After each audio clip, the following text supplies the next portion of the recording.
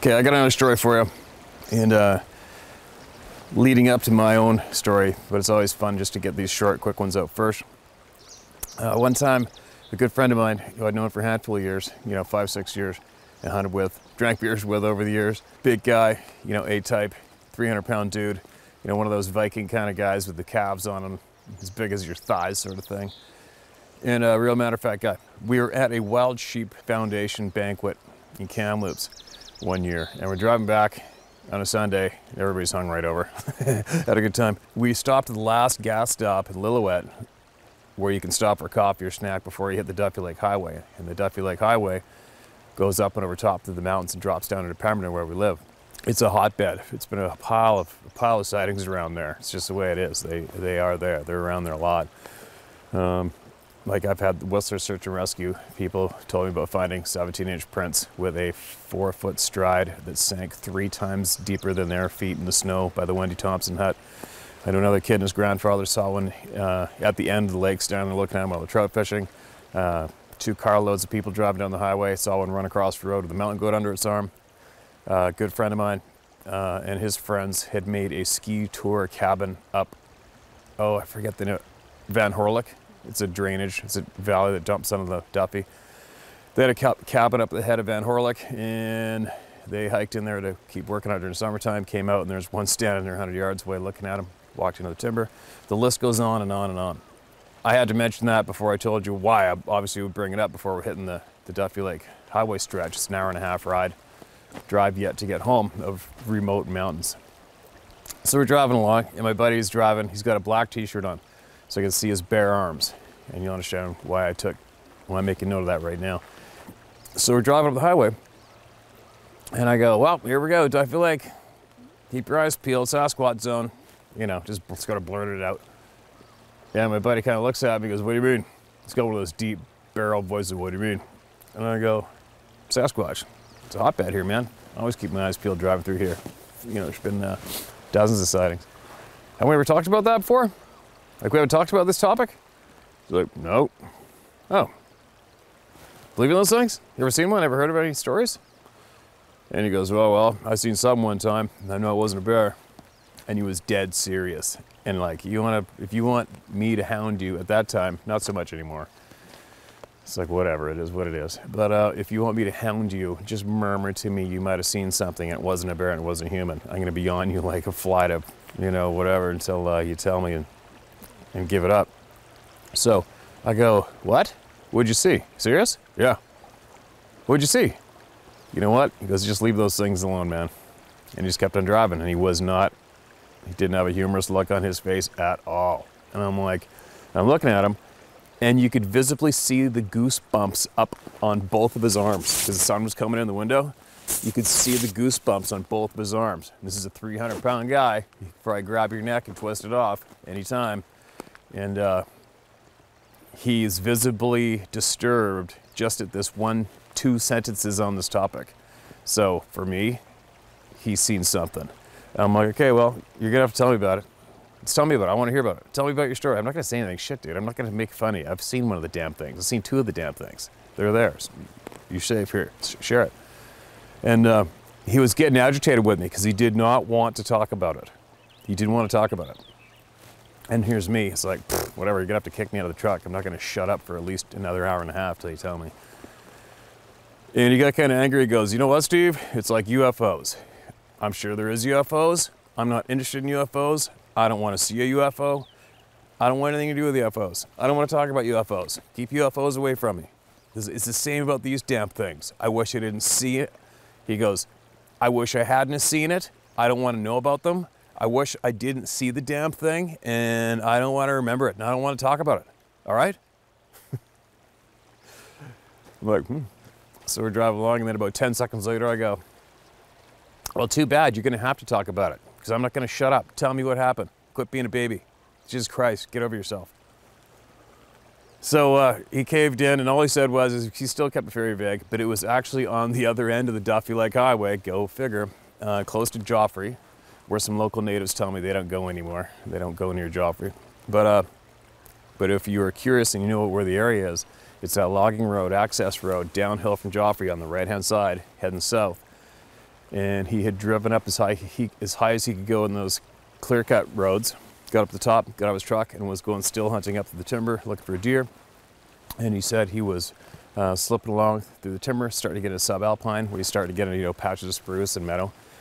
And he said all of a sudden he had an uneasy feeling, the hair on his frickin' body standing on end, feeling real anxious. And he said this thing got up across the meadow from him, like 25, 30 yards, got up out of the long grass in the scrub and walked straight away from him and disappeared into the trees. And I'm like, no way. And right away he's going, it wasn't a bear, man. It was not a bear, and it wasn't a human being. It was frickin' huge, and it was covered in hair. I'm like, holy shit, no way. I go, what color was it? He goes, it's like a charcoal gray, black color, more charcoal gray. And I'm like, well, what the hell did it look like? Like, what did it look like?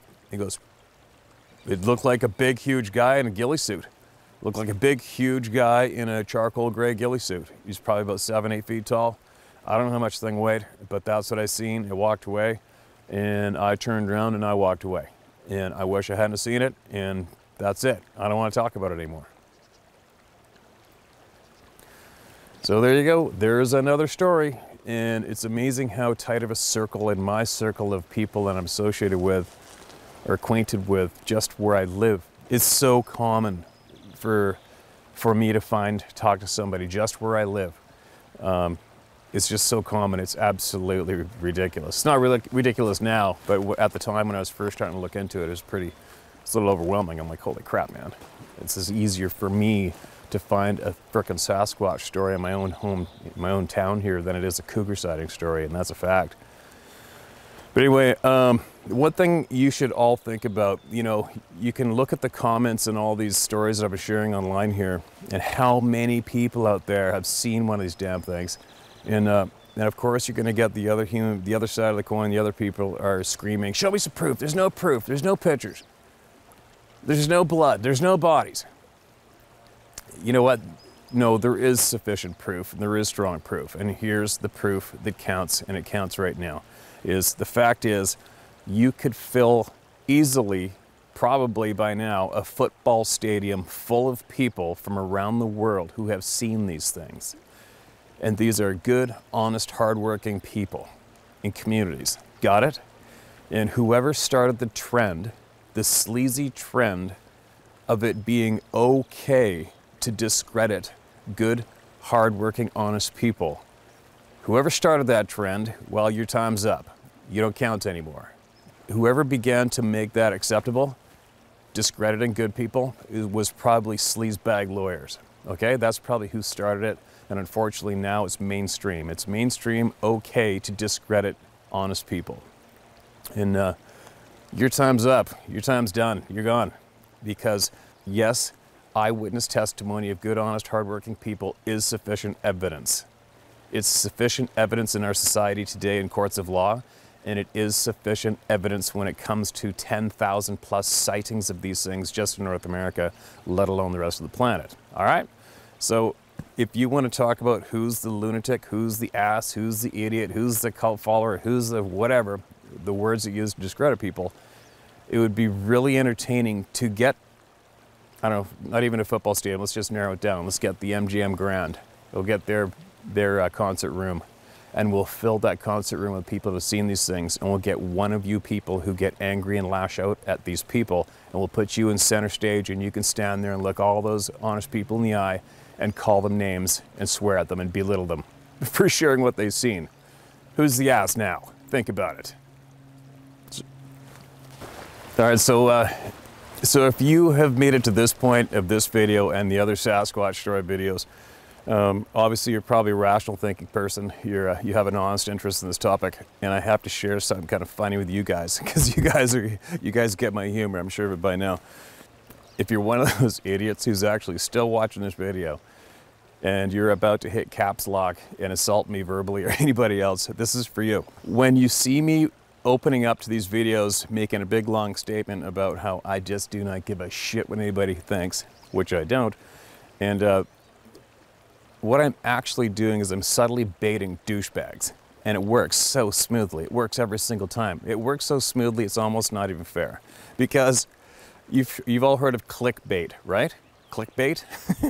Well, when I start an opener or one of these videos with my delivery to those people, that is actually douche bait. Because if my opener actually pisses you off and makes you angry, you're probably more than likely just a plain douchebag. Because the humor in it is incredible.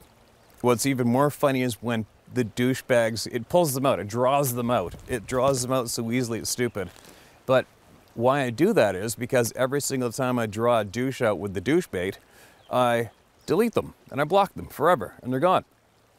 So it's kind of funny in a way, it's actually helping us because we're probably only 2 or 3 videos away from having a douche-free channel. Isn't that great?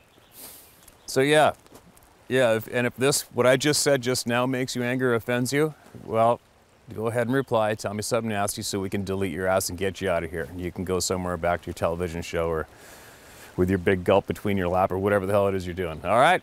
But that is what I'm doing. I am dropping douche bait so we can clean this channel up and get rid of the idiots and make this a real interesting, knowledge-filled place.